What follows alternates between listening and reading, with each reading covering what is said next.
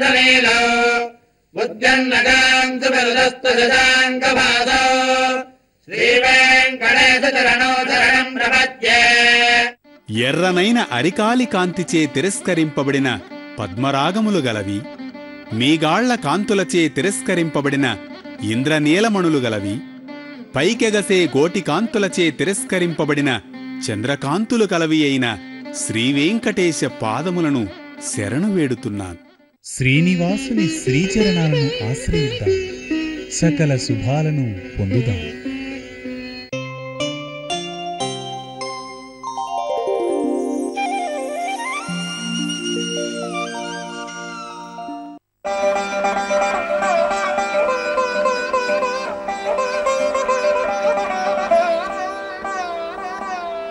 மார்கழி மாதம் மாசங்களில் சிறந்த மாசம்.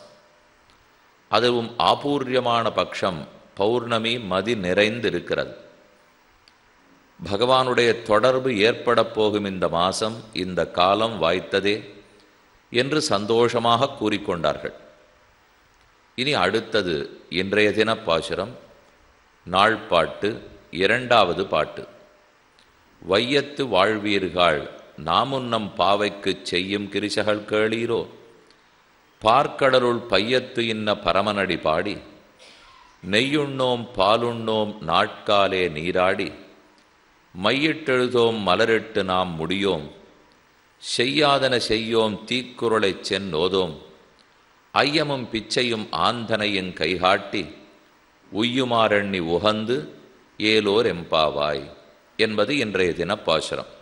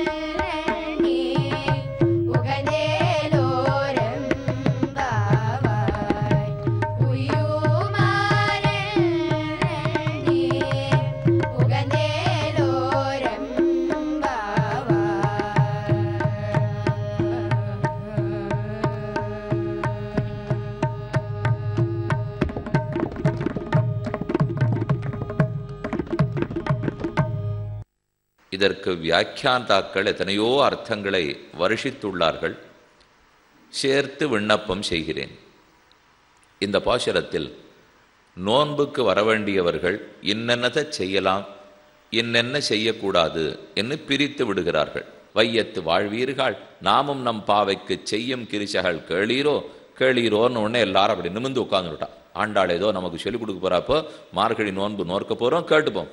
பார்க்கடலுள் பையத் துயின்ற பரமனடி பாடி, க்ஷீராப்திநாதன் பார்க்கடலிலே துயின்றான் பரமன் குணாதிகன், அனைவரை காட்டிலும் மேம்பட்டவன் உயர்ந்தவன், ஒப்பிலாத அப்பன் தன்னொப்பார் இல்லப்பன், அவனே பரமன். பார்க்கடலுள் பையத் துயின்ற, மெதுவா சயனிச்சுக்கிறார், மெதுவா எழுந்திருக்கிறார். நம்ம மாட்டான் அப்படி தடால்னு விழறது வில்லு மாதிரி எழுந்திருக்கிறதெல்லாம் பண்ண மாட்டான். அவர் பைய துயின்ற, மெதுவா சயனிக்கிறார், மெதுவா எழுந்திருக்கிறார். அதுவும் பிராட்டி ஸ்ரீதேவி பூதேவி நாச்சியார் கைத்தாங்களா கொண்டு போய் அந்த ஆதிசேஷ படுக்கையில படுக்க வைக்கணுமா. அப்புறம் திருவடிகளை வருடி விடணுமா.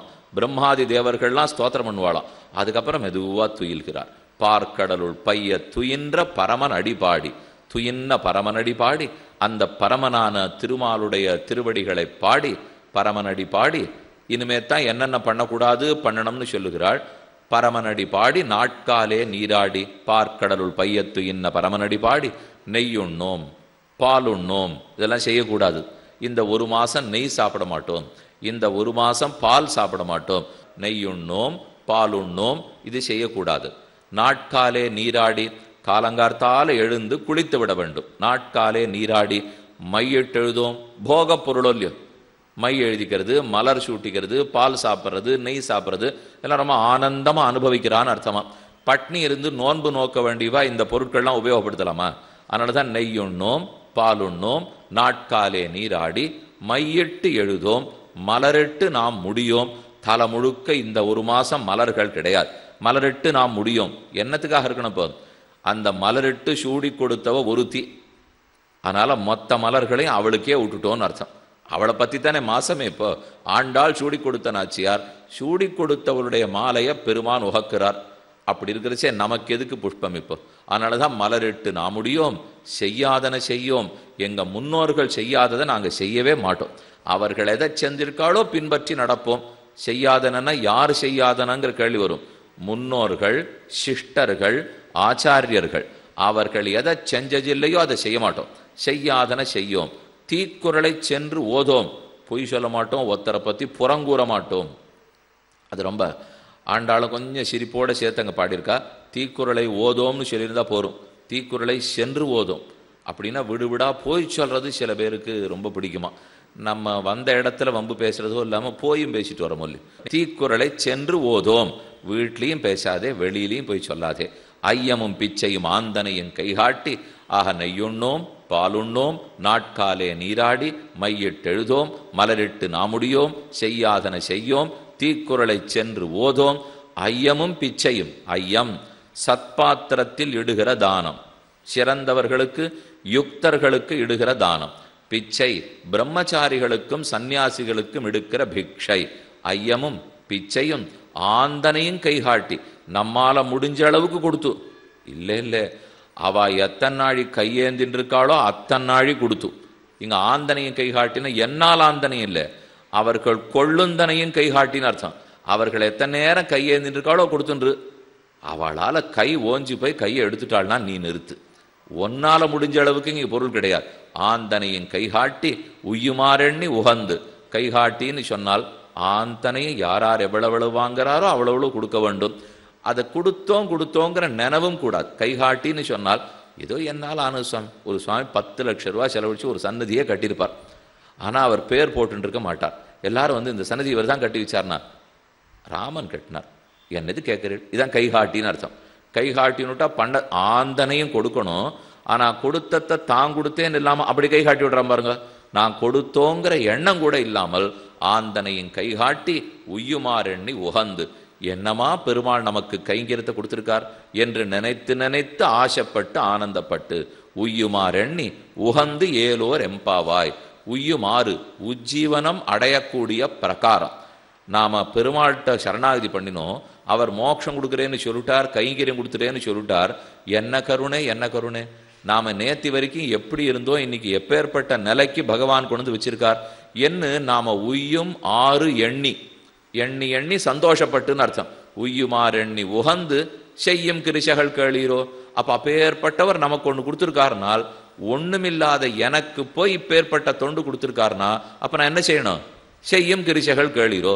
அப்ப அதை நினைச்சு நினைச்சு சந்தோஷப்பட்டுட்டே செய்ய வேண்டிய கர்மங்களை பத்தி கேளுங்கள். கொடுக்காதவர் கொடுத்திருக்கார், பெறத்துக்கு யோக்கியத்தை இல்லாதவா பெற்றிருக்கீள். அப்படி இருக்கிறச்சே சந்தோஷமா செய்யணுமா இல்லையா? அதனால உய்யுமாறு எண்ணி உகந்து செய்யும் கிரிசகள் கேளீரோ என்பது பாசுரத்தினுடைய அர்த்தம். வையத்து வாழ்வீர்கள், கிருத்தியாகிருத்திய விவேகம் பண்ணுகிறாள். இனி பாசுரத்தினுடைய அர்த்தம் என்ன, ஆழ்ந்த கருத்துகள் என்னன்னு பார்ப்போம்.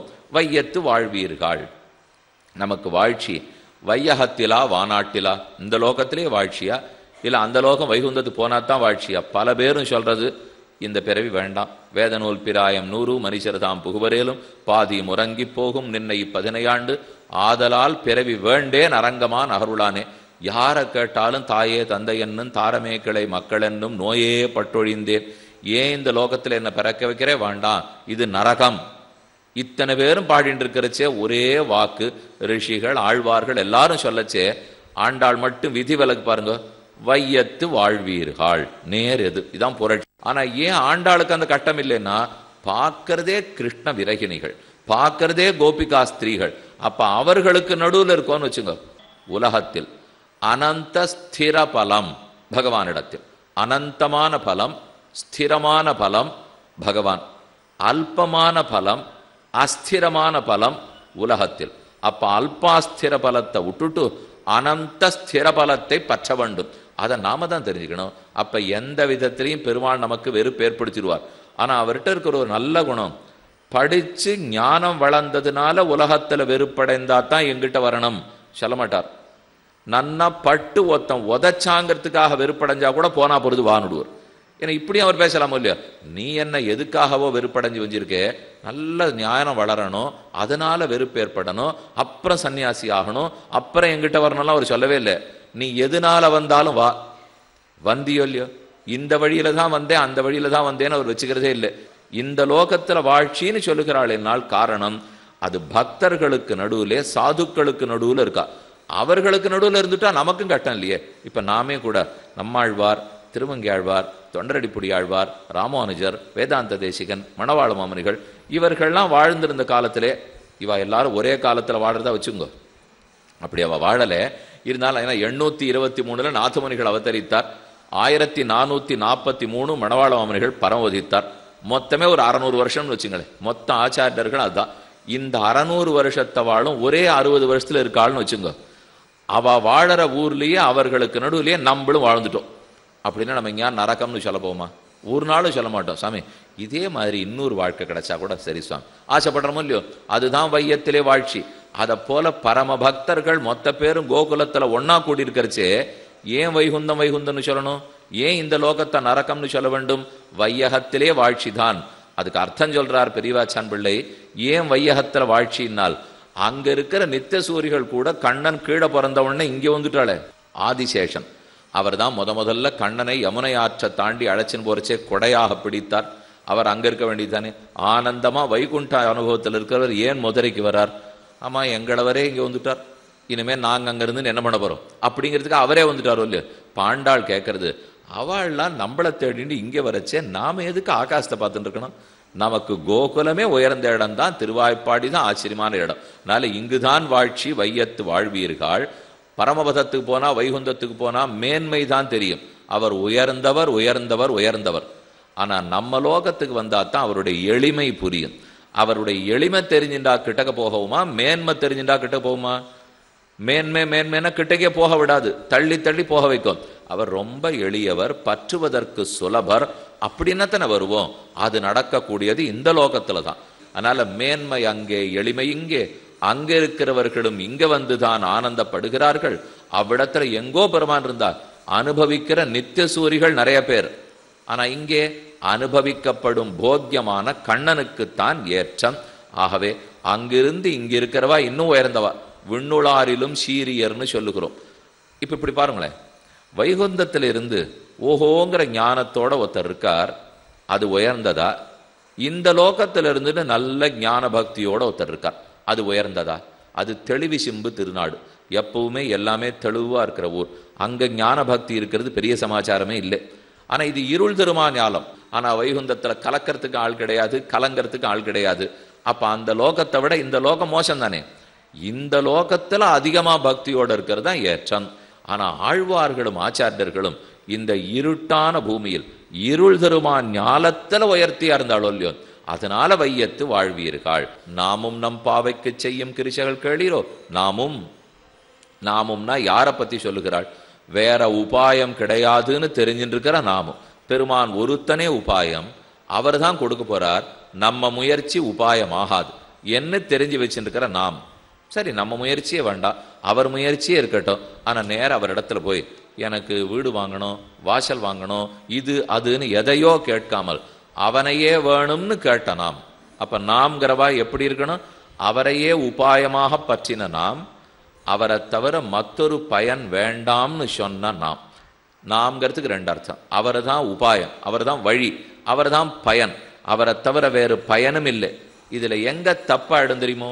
நாம பெருமானிடத்துல வரும்போது அவரிடத்துல நின்று வேற எதையான பயனை கேட்டு பெற்றுள்ளலாம். கல்யாணம் ஆகணும், வேலை கிடைக்கணும், சம்பள உயர்வு கிடைக்கணும், பதவி உயர்வு கிடைக்கணும், இதெல்லாம் கேட்டுட்டா இந்த நாமுக்கு அர்த்தம் இல்லைன்னு விட்டாள். அப்ப நாம்ங்கிறது அவரையே தான் கேட்கணும். சரி, அவரை கேட்கிறோம், அதை போய் வேற யார்கிட்டயானு கேட்டுட்டு வந்துட்டோம்னா இல்லை, அவரிடத்திலே அவரை கேட்க வேண்டும். அப்படிப்பட்டவர்கள் தான் நாம். நாமும் நம் பாவைக்கு செய்யும் கிரிசைகள் கேளீரோ. நம் பாவை, இது எங்களுடைய பாவை நோன்பு. அதுக்கு உடனே விசாரிச்சிருந்தார், நம் பாவைன்னு சொல்லலாமா? இது எங்க திருப்பாவை கோட்டி சுவாமி, இது எங்க ராமர் கோவில் சுவாமி, இது எங்க கோயம்புத்தூர் சுவாமி. என்ன சுவாமி இப்படி பிரிச்சு பேசுறீர்கள்? பக்தர்கள் எல்லாரும் பொது இல்லையா? ஆண்டாளே போய் நம் பாவைக்குன்னு சொல்லிட்டா, எங்கள் பாவைக்கு. நம்மன்னு எங்களை சேர்த்துக்கிறாளா இல்ல தங்களை பத்தி மட்டும் சொல்லிக்கிறாளான்னா? ஆமா, வித்தியாசம். எங்க நோன்பு வேற, உங்க நோன்பு வேறேங்கிறாள் ஆண்டாள்.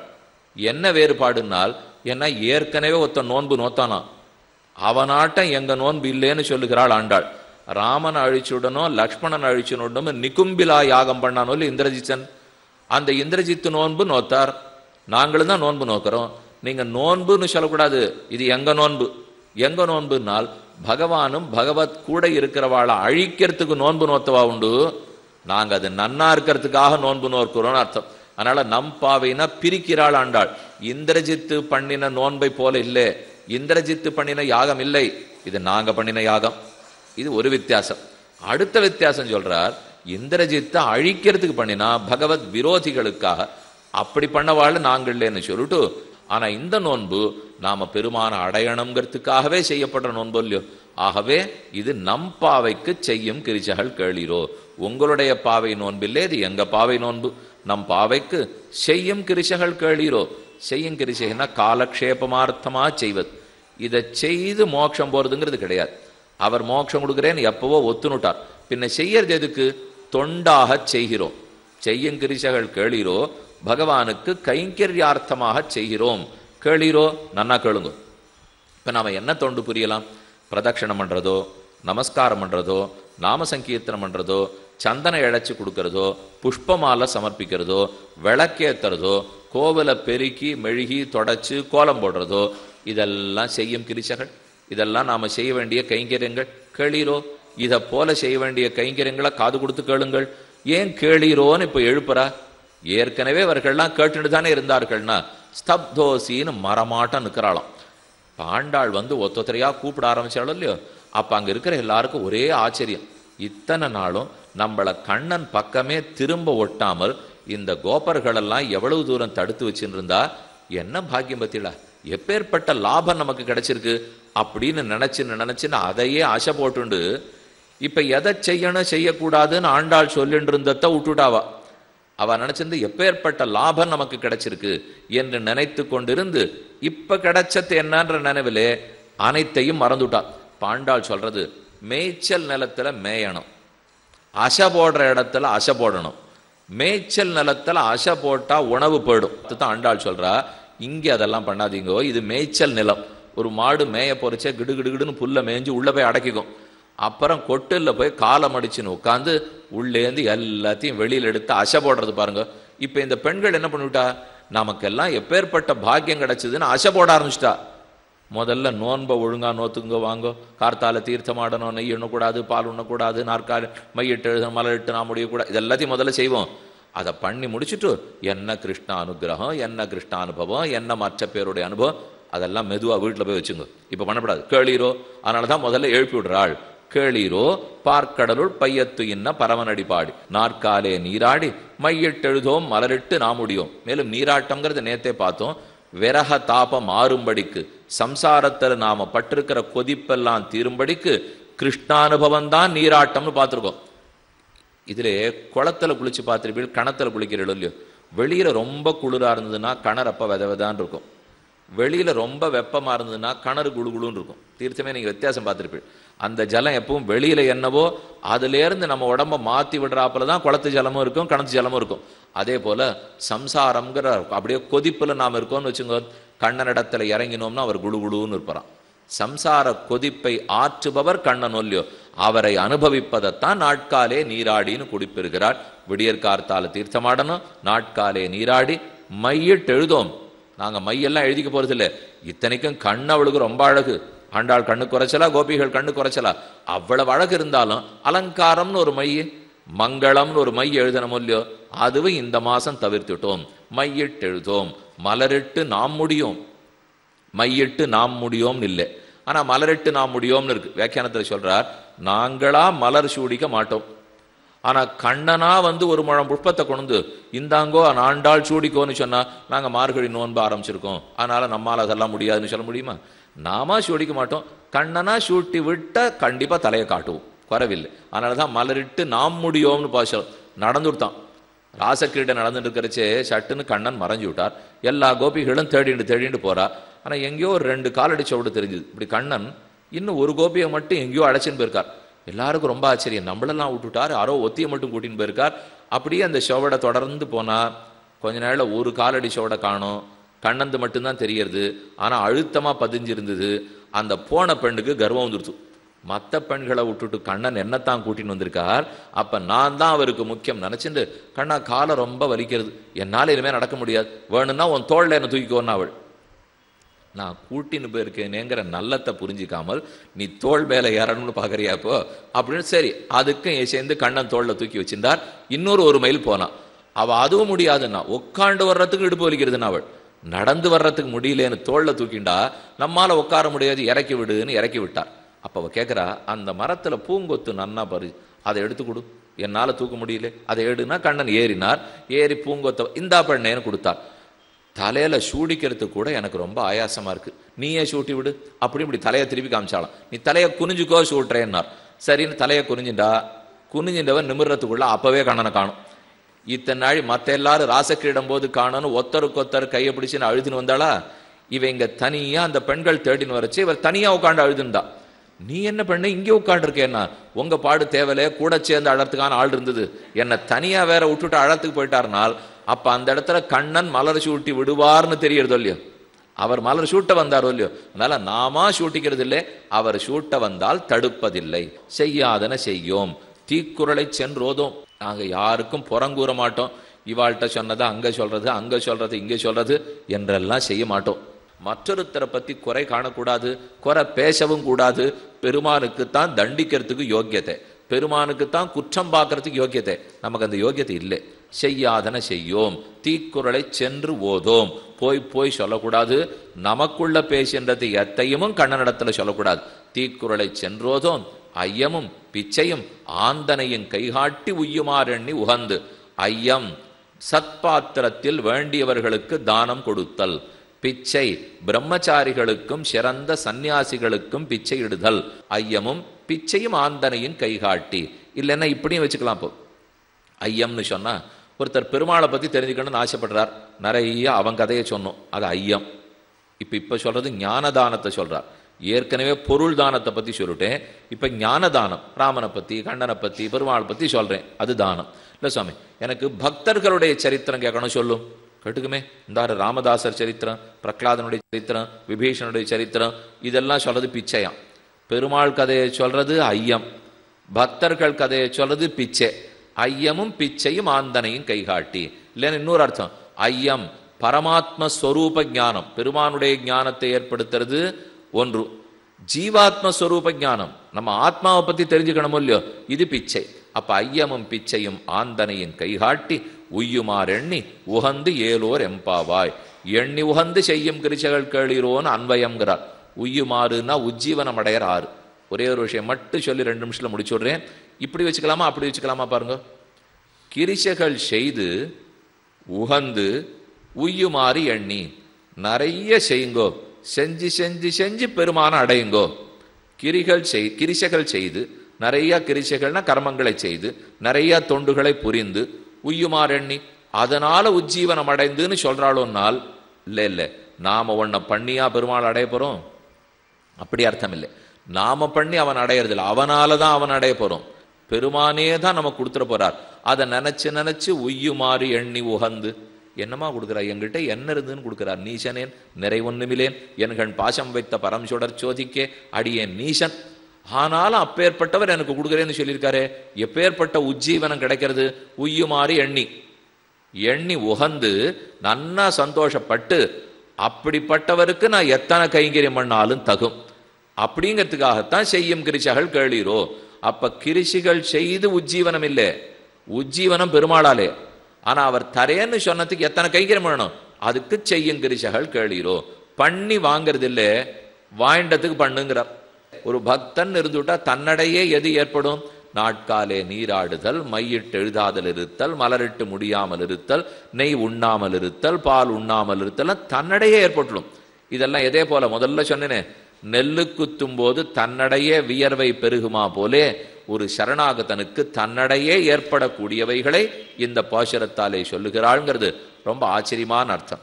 இதிலே நாட்காலே நீராடுதல்ங்கிறது கர்மயோகம், அதை எப்பவுமே செய்தாக வேண்டும். சுவாபதேசத்தில் சாதிக்கிறார், நாட்காலே நீராடுதல்னா கர்மயோகம், மையிட்டு எழுதுன கண்ணு தெளிவா இருக்குன்னா ஞான யோகம்னு அர்த்தம், மலரிட்டு முடிதல்னா பக்தி யோகம்னு அர்த்தம். கர்மங்களை எப்பவும் செய்வோம், கைங்கரியமா செஞ்சுட்டே இருப்போம். ஆனால் ஞான யோகத்தின் மூலமோ பக்தி யோகத்தின் மூலமோ மோட்சம் போகிறதில்லை, அவரா கொடுத்தா ஏற்றுக்கொள்கிறோம், அவர் மூலமாக செல்லுவோம், நாமா செய்ய போறதில்லை. அப்ப நீங்களே ஏதோ செய்யணும்னு சொல்றீங்களேன்னா அதெல்லாம் கைங்கரியம். கர்மம் கைங்கரியத்திலே புகுந்து செய்ய போகிறோம். ஆக நாட்காலே நீராடுதல், மையிட்டு எழுதுதல், மலரிட்டு நாம் முடிதல். இதுல ஒரு ஆச்சரியமான அர்த்தம் சொல்றார். நாமா மலர் எடுத்து சூடிண்டோம்னா சுவாதந்திரியம்னு அர்த்தம். அவர் சூடி விட வரச்சே சூட்டிக்க மாட்டேன்னு சொன்னாலும் சுவாதந்திரம்னு அர்த்தம். ரெண்டுமே தப்பு. இப்போ நாமா எடுத்து சூடிண்டாலும் தன்னிச்சையா செயல்படுறோம், அவர் சூட்ட வரச்சே அதெல்லாம் வேண்டாம் சுவாமி அப்படின்னாலும் தன்னிச்சையா செயல்படுறோம், ரெண்டும் சுவாதந்திரியம். அதனால நாமா சூடிக்க கூடாது, அவர் சூட வந்தால் தடுக்கவும் கூடாது என்பது இந்த பாசுரத்துக்குன்னு இருக்கிற அர்த்தம். ததேக உபாயதா மதா, பெருமானே உபாயம், மற்றவை உபாயமாகாது. ஆக நாராயணனே நமக்கே பறை தருவான்னு சொன்னதை விளக்கமாக அப்படிப்பட்ட நமக்குன்னு சொன்ன அதிகாரிகளுக்கு ஏற்படும் சம்பாவித்த ஸ்வபாவத்தை இந்த பாசுரத்தாலே சொல்லுகிறாள். 2வது பாசுரம் கிருத்தியாகிருத்திய விவேகம். 3வது பாசுரம் நாட்டாருக்கு நீங்காத செல்வம் நிறைய போறது. யாரெல்லாம் நமக்கு நல்லது பண்ணி கொடுத்தாலோ அவ எல்லாருக்கும் ஆசீர்வதிக்கும் பாசுரம் நாளை தின பாசுரம்.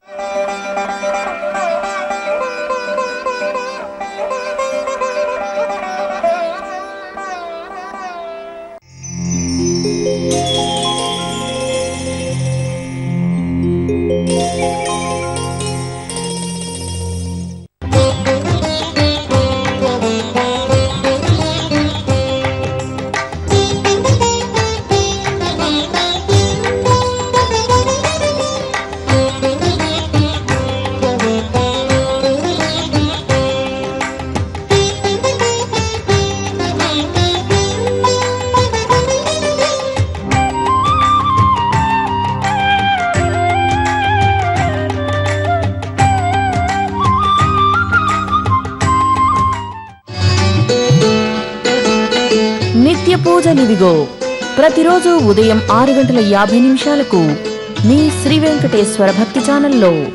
నిత్య పూజలివిగో సహ సమర్పిస్తున్న వారు the Oxford Medical College Hospital and Research Centre Bengaluru.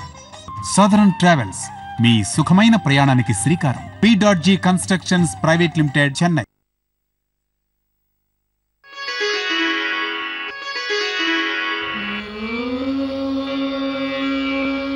Venkatadri समं स्थानं ब्रह्मांडे नास्ति किंचन, वेंकटेश समो देवो न भूतो न भविष्यति सप्रेम वेदकमलाकर पल्लवाभ्याम् संवाहने